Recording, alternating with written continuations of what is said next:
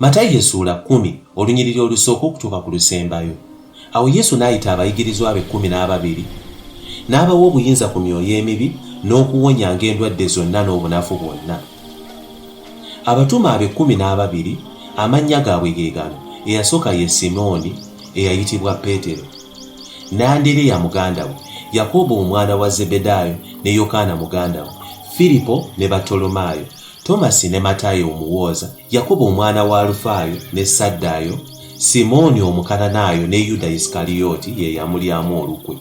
Yesu n'abatuma abe 12 n'ababuulirira ng'agamba nti, temugendanga mu baamawanga, so temuyingiranga mu bibuga by'Abasamaliya, naye waakiri mugende ng'eri endiga ezaabula ez'omu nnyumba ya Isirayiri.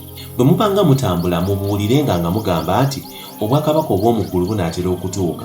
Muwonyenga abalwadde, muzuukizenga abafu, mulongoosenga abagenge, mugobenga dayimooni, mwaweebwa buwa, nammwe muwenga buwa. Temutwala zaabu newankubadde effeeza, newankubadde ebikomo mu nkoba zammwe, newankubadde ensawo ey'olugendo, newankubadde ekkanzu 2, newankubadde engatto, newankubadde omuggo, kubanga akola emirimu asaanira okuweebwa bye yeetaaga. Naye buli kibuga kye munaayingirangamu oba mbuga, munoonyengamu omuntu bw'ali asaana, musulanga omwo okutuusa lwe mulivaayo.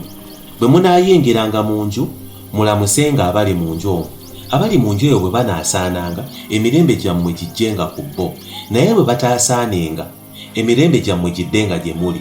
Era omuntu bw'atabasembezanga newankubadde okuwulira ebigambo byammwe, bwe muvanga mu nju eyo oba mu kibuga ekyo, mukunkumulenga enfuufu ey'oku bigere byammwe. Ddala mbagamba nti ensi ya Sodomu ne Gomora eriba n'okubonyaabonyezebwa okuligumiikirizikika ku lunaku olw'omusango okusinga ekibuga ekyo. Laba, nze mbatuma nga mulinga endiga wakati mu misege, kale mubanga n'amagezi ng'emisota, era mubanga ng'amayivu obutaba na bukuusa. Naye mwekuumenga abantu, kubanga balibawaayo mu nkiiko ne mu makuŋŋaaniro gaabwe balibakubiramu. Era mulitwalibwa eri ab'amasaza n'eri bakabaka okubalanga nze n'okuba omujulirwa eri bo era n'abamawanga. Naye bwe banaabawangayo, temweraliikirira nti tunaayogera tutya oba nti tunaayogera ki, kubanga muliweebwa mu kiseera ekyo bye mulyogera, kubanga si mmwe mulyogera, wabula Omwoyo gwa Kitammwe y'alyogera mu mmwe. Owooluganda anaawangayo muganda we okuttibwa, ne kitaawe w'omwana aliwaayo omwana we, n'abaana banaajeemeranga ababazaala ne babawaayo okuttibwa. Munaakyayibwanga abantu bonna okubalanga erinnya lyange, naye alinyiikira okutuuka ku nkomerero y'alirokoka. Bwe babagobanga mu kibuga ekimu, muddukiranga mu kyokubiri, kubanga ddala mbagamba nti temuli mu nnyabibuga bya Isirayiri byonna ng'Omwana w'Omuntu tannajja. Omuyigirizwa tasinga amuyigiriza, so n'omuddu tasinga mukama we. Ayigirizibwa kimumala okuba ng'omuyigiriza, n'omuddu okuba nga mukama we. Obanga bayise nannyini nju Beeruzebuli, tebalisingako okuyita abo abali mu nju ye? Kale temubatyanga, kubanga tewali kigambo ekyabikkibwa ekitalibikulwa, newankubadde ekyakwekebwa ekitalimanyibwa. Kye mbagambiranga mu kizikiza, mukyogereranga mu musana, kye muwuliranga mu kutu, mukibuulirirenga waggulu ku nnyumba. Se temubatyanga abatta omubiri, naye nga tebayinza kutta mwoyo. Naye mutyenga oyo ayinza okutta omwoyo n'omubiri mu ggeyeena. Enkazalujja 2 tebazitundamu ppeesa limu, naye tewaliba n'emu ku zze erigwa wansi Kitammwe nga tayagadde. Era n'enviiri zammwe ez'oku mitwe zaabalibwa zonna.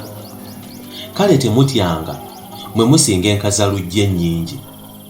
Kale buli muntu yenna alinjatulira mu maaso g'abantu, nange ndimwatulira mu maaso ga Kitange ali mu ggulu. Naye yenna alinneegaanira mu maaso g'abantu, nange ndimwegaanira mu maaso ga Kitange ali mu ggulu. Temulowooza nti najja okuleeta emirembe. Sajja kuleeta mirembe wabula ekitala. Kubanga najja kwawukanya omwana ne kitaawe, omuwala ne nnyina, omugole ne nnyazaala we. Abalabe b'omuntu banaabanga ba mu nnyumba ye.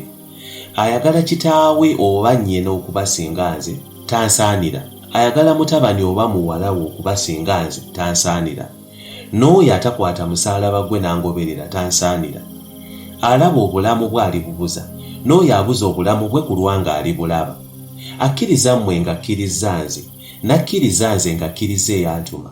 Akkiriza nnabbi olw'okubanga nnabbi aliweebwa empeera ng'eya nnabbi, naye akkiriza omutuukirivu olw'okuba mutuukirivu ali bw'eba empeera y'omutuukirivu. Era buli awa omu ku bano abato ekikompe ky'amazzi amannyogovu okunywa, olw'okuba nga muyigirizwa wange, mazima mbagamba nti empeera ye terimubula n'akatono.